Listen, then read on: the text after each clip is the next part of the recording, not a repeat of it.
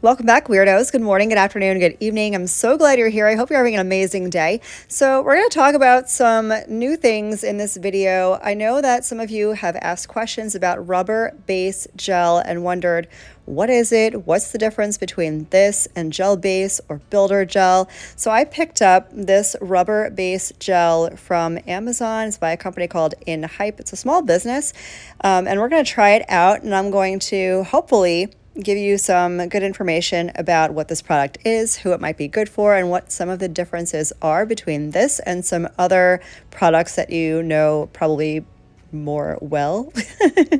So I grabbed this shade.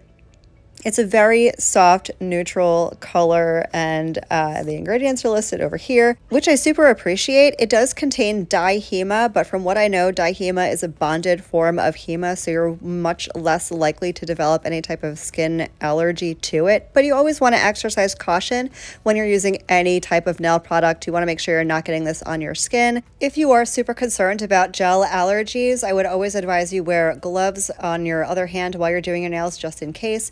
And of course, with any type of UV exposure, because this does require a UV or LED gel lamp to cure. If you want to go the extra step and put on a UV protective glove or even some sunscreen, that would be great. I know everyone's been talking about the potential for skin issues with regard to the gel curing lamps. I don't feed into that propaganda myself. I think you have a better chance of getting some sort of a skin condition from walking outside as opposed to curing your nails in a lamp. But if you want to exercise precaution, I totally support that. I typically will wear a glove while I'm doing my gel nails. Sometimes I forget because I'm a creature of habit, and unless I do something every single day, I'm not going to remember to do it. So what you're seeing right now, I'm just doing my natural nail prep. I'm getting rid of any dead cuticle that is on my nail plate because that can cause lifting, which I don't want. And then I'm going to give my nails a gentle buff, a nice cleanse, get rid of all the oils, and then we're going to get right into the application, which is super simple. I'm going to apply this basically like I would any type of gel base or a builder gel or a gel polish. Nothing crazy, super easy application. And then we're going to talk a little bit about the differences between this product and some other gel products that you may already be familiar with.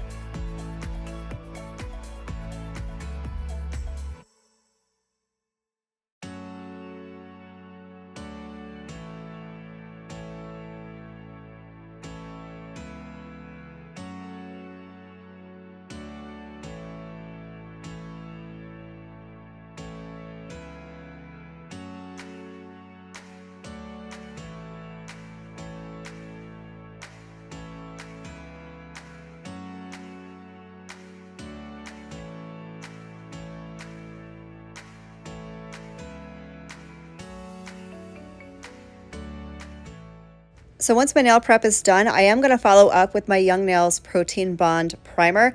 This is not necessarily a mandatory step, but I like to take it for myself because this will prevent lifting on my own nails.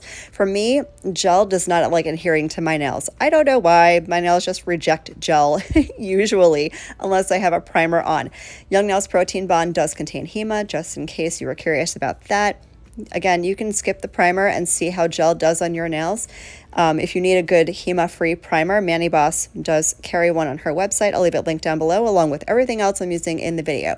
The primer is an air dry. You do not need to cure it, so I'm going to let this air dry. Then we're going to get in with the application.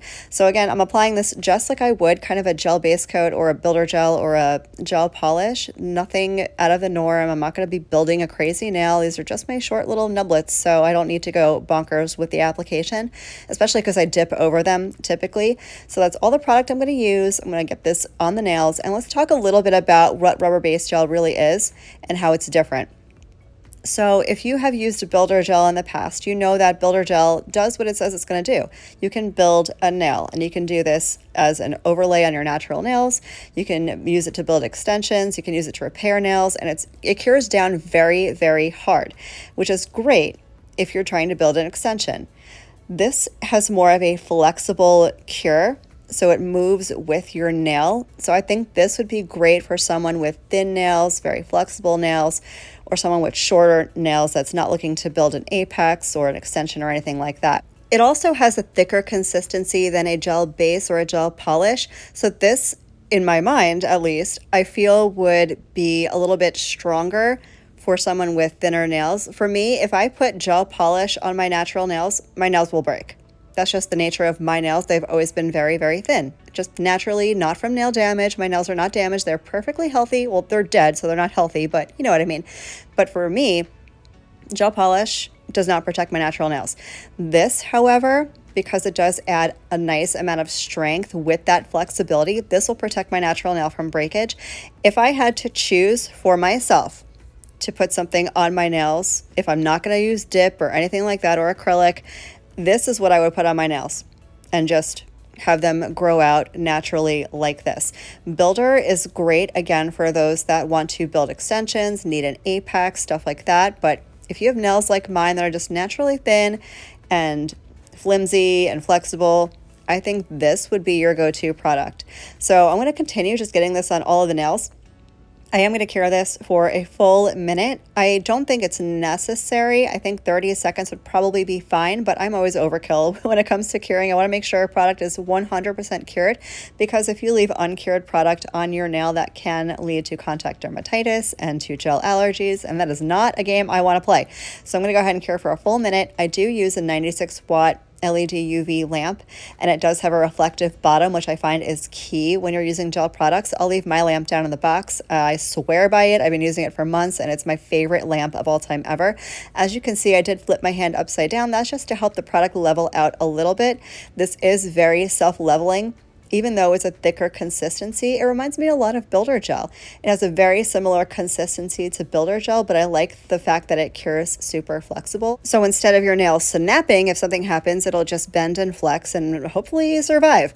So I'm going to go ahead. I did cure that as mentioned. I'm going to do a second coat just for a little added extra strength. I'm going to do my second coat, cure for another full minute, and then we'll move on to the next step.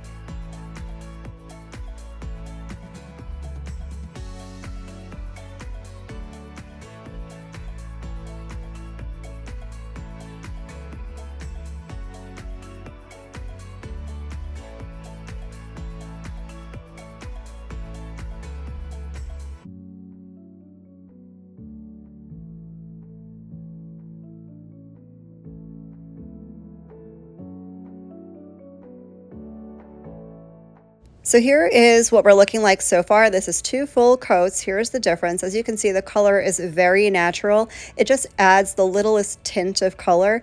They're not thick at all. They are looking absolutely beautiful. Now this does cure with a tacky layer. So at this point, what you could do is throw on a top coat and be done. But I'm going to remove the tacky layer and give them a little cleanup, a little buff. I'm going to blend in my cuticle area a little bit.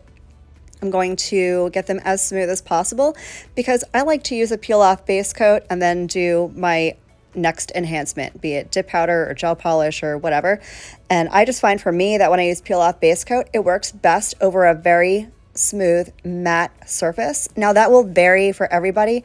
I know peel base is like a beast sometimes and you have to find your rhyme and rhythm to it, but for me, that's what works. So I'm going to continue buffing, just getting everything nice and smooth and ready for my next enhancement. And then we're going to be done.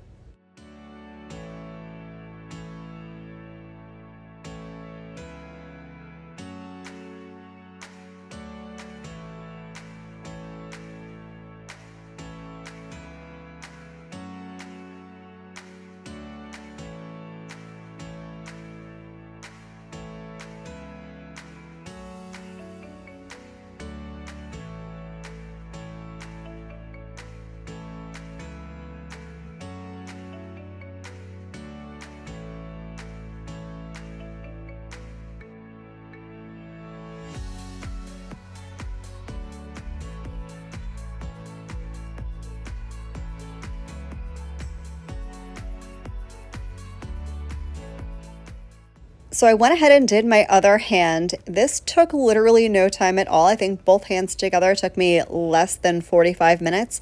And that's for basically what would be a builder gel application, but using this flexible rubber base gel. It is so beautiful. It was so seamless and effortless to put on.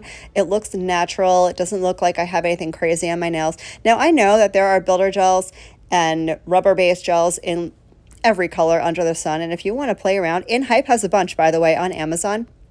Different colors, different options. So if you want to play around with a different color or a different texture on your nails, by all means, go for it. But for me, this just, it looks, again, natural. And that's what I wanted for my nails.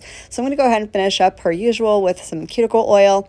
It is super imperative after you put your skin and your nails through all this trauma to rehydrate with cuticle oil. My fave will be linked down below.